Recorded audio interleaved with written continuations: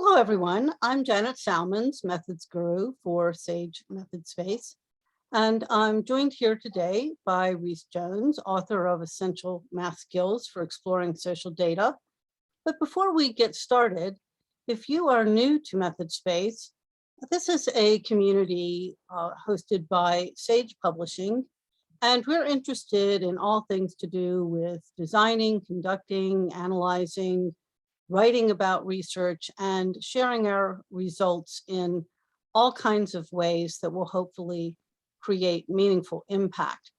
And you can see at the heart of this diagram, we have teaching and learning, because we think that whether you are a student or an experienced researcher, we all have something to learn. And we hope that you'll learn something new here today. So welcome, Rhys, and why don't you start by introducing yourself and then telling us about your book.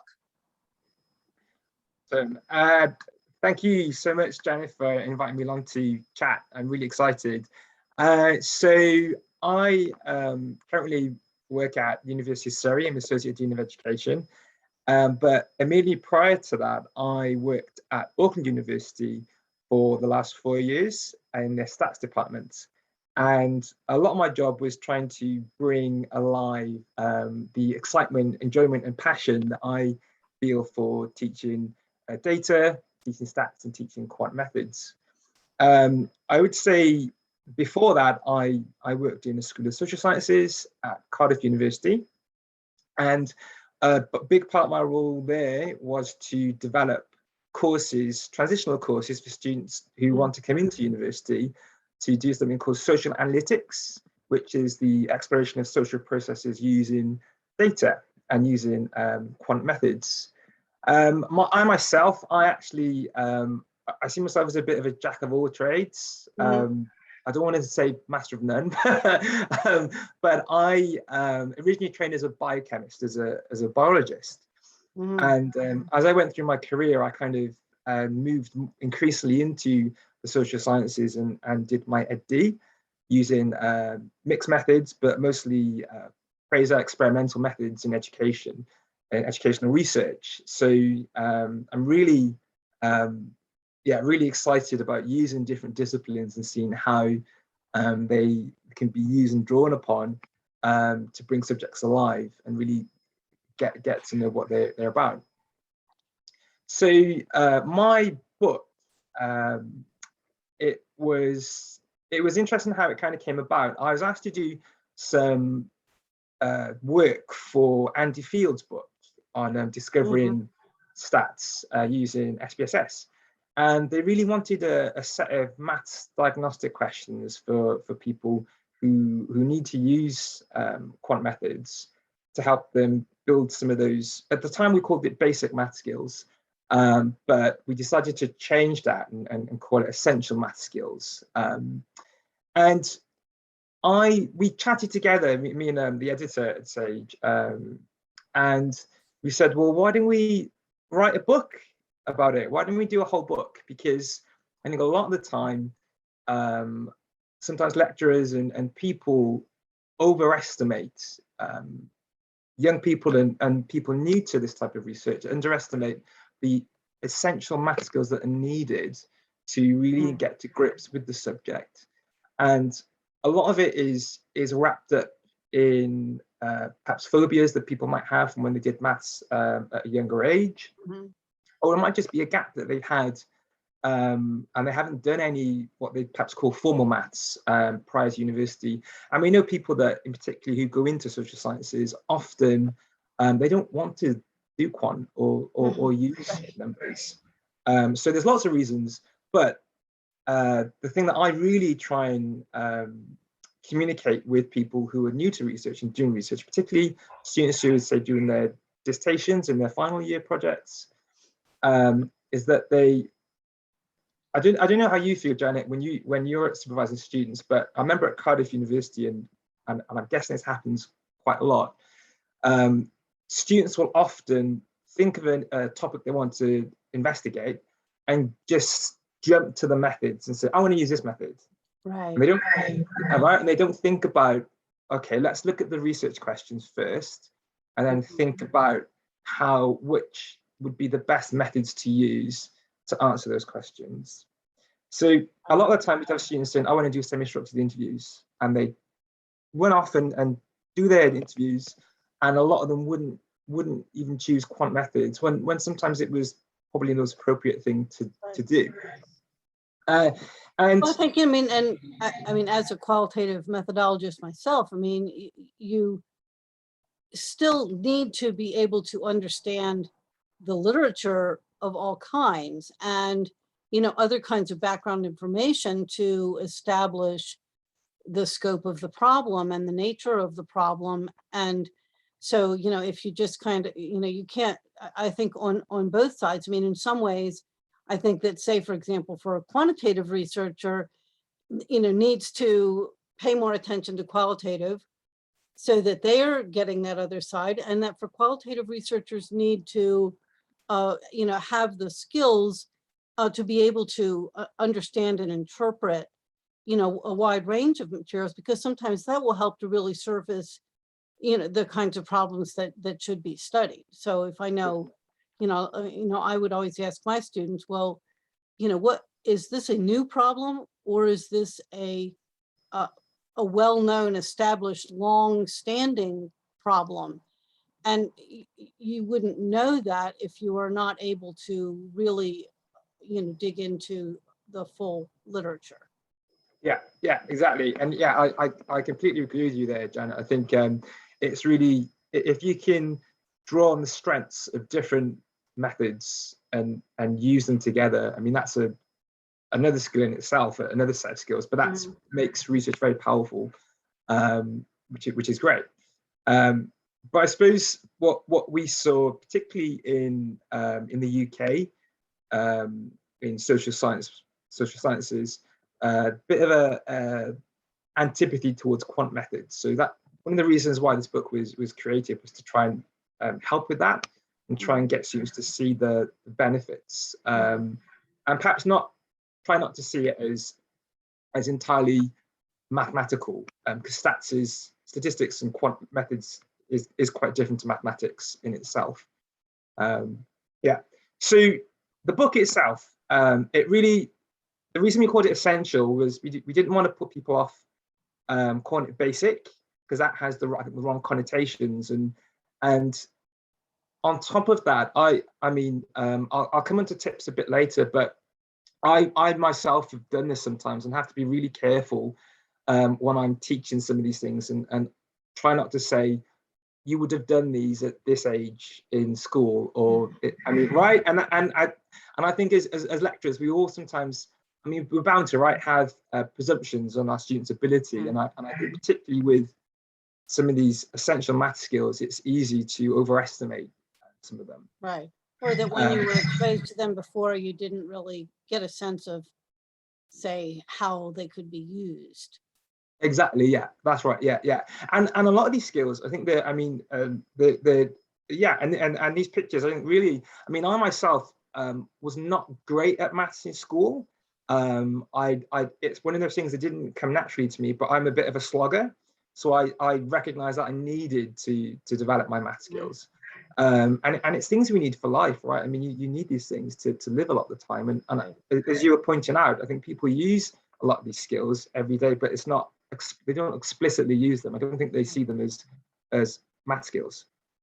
So when I talk about essential math skills, what I'm talking about, things like being able to multiply, divide, add, and also things like being able to calculate a percentage, round numbers, use decimal points, do a lot of these things that, as I said, I think sometimes we assume that everyone can do them, but I know, and we know that people can't, and they find difficulty in using them. And I think this is why the book is important, particularly for people, quantitative researchers, but also I think qualitative researchers would find some use in this book, is that it's been created using examples from the social sciences and using real data that a lot of it has quite easily definable or variables that are quite easy to define, which I think is a tip. If you're going to teach this to people who are new to this, it needs to be like that. So moving on from that, I think once you get people to think about how to calculate ratio, proportions, that sort of thing, you can move on then to talking about, well, let's define things like parameters or variables. What are variables? What are levels of measurement? And think about how we're going to look at something. I mean, sometimes I'll try and use easy ones, but ones that are not so easy to measure are interesting as well. So things like happiness. Say, well, how do we measure happiness? What would be the advantages of using perhaps a scale versus using perhaps a more qualitative approach? And you can start to throw in, well, how does the media report these things? So, I mean, we often come across these things like percentages all the time and they get thrown at us, but really trying to develop people's critical thinking around asking meaningful questions. So, all right, this percentage has been reported. What is it a percentage of? What does that mean? What's the sample size? So these all stem back to having those really essential math skills, which can help nurture those that critical eye in quant methods. So I think, a lot of students, especially starting out, just kind of assume, the software will do this work for me. I'm just going to put my stuff in there and, it'll pop out. But what kinds of math skills do you think students, would find helpful in terms of, preparing even when they are planning to use either SPSS or other kinds of quantitative or, the computer data analysis available for qualitative researchers that still, has a math component to it?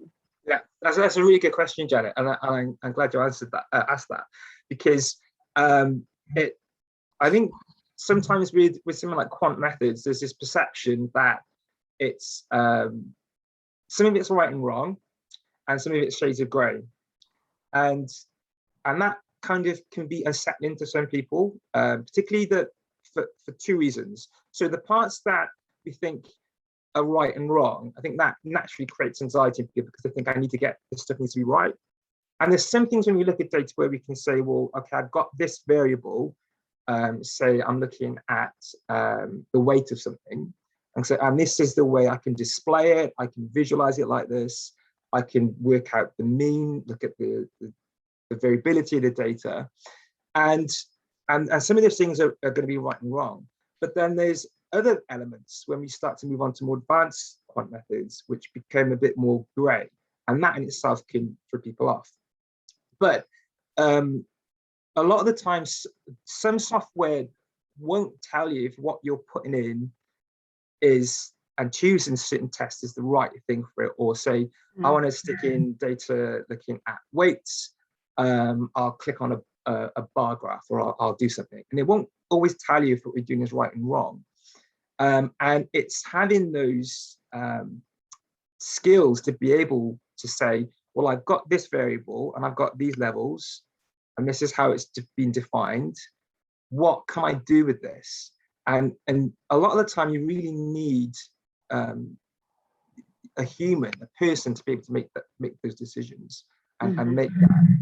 I mean, with SPSS, for example, if you stick in data and type tests, it will just throw out p-values. It'll throw out stuff, and it won't tell you if what you're doing is right and wrong. There's some software that will do that for you, which is great. But I suppose, I mean, I would say this, right? I would rather know how to do it myself. But these are skills that also the book helps to develop, getting people to think about levels of measurement and variables, and why it's important to know the difference. And it's a question I hear so many times as students say to me, well, what type of data do I have? What type of variables do I have? What can I do with it? And these are really important questions, but questions that could be answered if they understood some of these essential skills to be able to do that.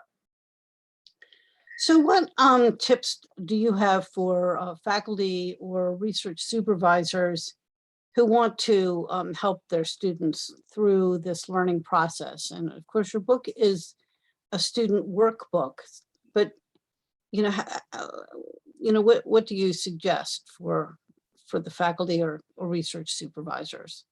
Okay. I suppose what I could do, I could supplement my answer going through an example, perhaps. Okay. Yeah, is that okay? Yes. Yeah. If I share my screen, and I'll firstly I'll just answer your questions, so then I can switch to the examples I'm going to go through. So I think to begin with, if people are completely new and maybe have had a gap in doing quant, using real examples is really important, and examples that are simple and easy to define some of the variables. If they're interested in engaging, they can also really help pull people in and motivate them. Mm-hmm. And once you've thought about your research questions and defined what you're going to look at, I think to really help switch people on, you can get them to firstly just collect their own data and look at a bit of primary data collection. Doesn't obviously surveys, being able to write good surveys is a really important skill, but getting people to just do a bit of a dirty one to begin with, I think is, what I mean by dirty is just say, well, where are you from, and get them to think about coming up with their own questions, and then getting the data, and then saying, well, what does this data look like? And then you could move on to other things, like looking at secondary data, looking at examples of data that's been published, and then looking at how that looks. And a piece of software that I use, this is created by Auckland University and the stats department, is called Insight Lite. And this is freely available. It's free. It's web-based. You can have a downloaded version if you want, but I would advise using the Lite version because it gets updated a bit more. And if you go on to that, one of the things I really learned that I think New Zealand does well in terms of teaching their students, and not just at university but pre-university, is they really get their students to think about what data looks like in multiple formats, and they don't worry too much or focus as much on getting students to work out things by hand, which I think sometimes places like the UK are a bit caught up on, still getting students to do these things. I personally don't.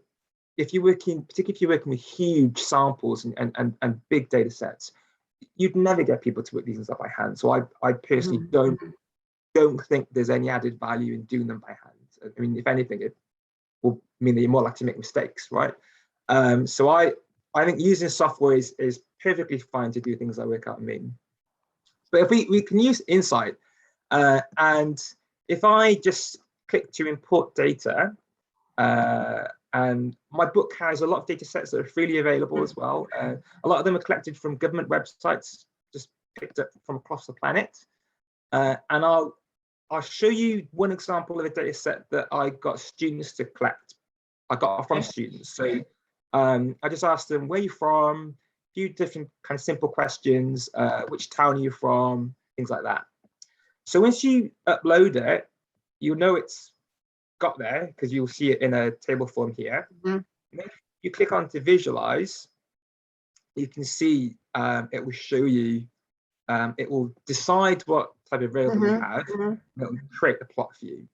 Now, what I love about something as simple as this, you can really interrogate it and say, okay, well, here I've got percentages. So, right, essential math skills, what are the percentage of? So it's all the charts here, all these lines here added together to, and you can see, well, where does it look like? So this was from a class of students I taught back in March of this year. So there's about 800 students across the planet that I taught online for Auckland Uni. And about 300 filled it in. So you can see most of them are from New Zealand. Now, what you can start to look at, you can think about, well, how do we label data? So you can see these three versions of New Zealand at the bottom. So and put these in, right? So some put capital N and Z, other people put N small z. So you can talk about, that's an interesting thing to talk about, well, how do we define variables and how do we label levels of measurement? And then you can click on things like summary, and it gives you the counts, gives you the proportions, the percentages here. So again, this is building on those essential math skills that you need to be able to interpret things like this. And then if you want to move on to the next level, which goes beyond my book, but you can look at inference, and it will tell you the types of statistical tests that you can do to start exploring the data. And if you want to look at this last thing, which is quite nice to look at dynamic displays or interactive plots, you can actually start to look at the data and hover over the data points, and it tells you what you're looking at and tells you the number, the percentage. You can see this second biggest is China. You can see all these different parts here. So that's something that I really, a big tip would get your students to just start exploring, looking at data. It's great if it's their data or if it's engaging and interesting. And finding out what those things are isn't always, I mean, you can ask them, right? I mean, I often ask my students, what do you find interesting? And that in itself is good to find out. But I don't know if it's something that you sometimes, Janet, that you assume, but I sometimes think all my students are watching the news. I remember when I was their age, that's something I didn't really do. I didn't watch formal news. Obviously, we get news and data in different ways now. Look at those things. So that's something you could start off with, get students to use. You can even use these things if you're in a lecture hall, or obviously recording them and teaching from home. So that's one thing you can do. Now, if you want to say look at research or something, secondary data that's already been published, I've got a data set here looking at breastfeeding and cognitive abilities. So this was a study that was done back in 2014, and it was looking at the age of 4. So two groups, they selected into whether the parents said whether they breastfed or not breastfed the children, and then they did a cognitive test at 4 to see if there was a difference, right? So you can look at visualize, and you can see now we're looking at cognitive ability. So it's a dot plot. So it's looking at this variable numeric. And then we've got a box plot. So you can start to explore this and think, well, what are these things measuring? These are just counts. And then you can, again, go to summary. And you see here, because it's a different variable, you can say, well, it's given reporting the mean, standard deviation, sample size. So again, a lot of these things are just describing what the data is. It's telling me how the data is distributed. And if I go back to plot, now the thing that I'm interested in, right, is looking at breastfeeding versus not breastfeeding.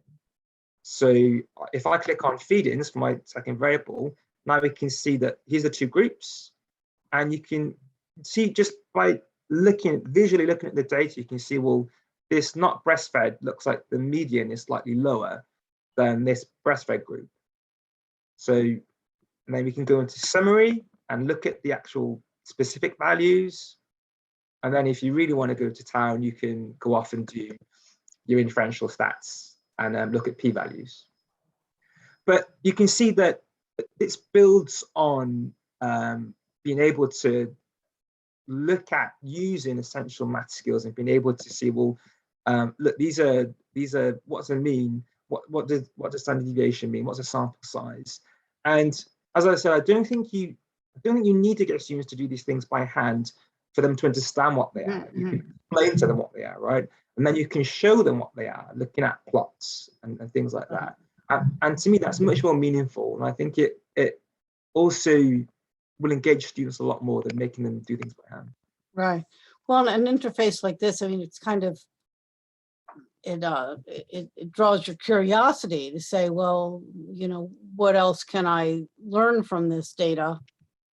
And, you know, it's so easy to use. So we will we'll share the link to this, as well as the link to your sample data sets, so that method space readers can explore these and think about how they can use them with their own students. So, so is there anything else that you would like to add today?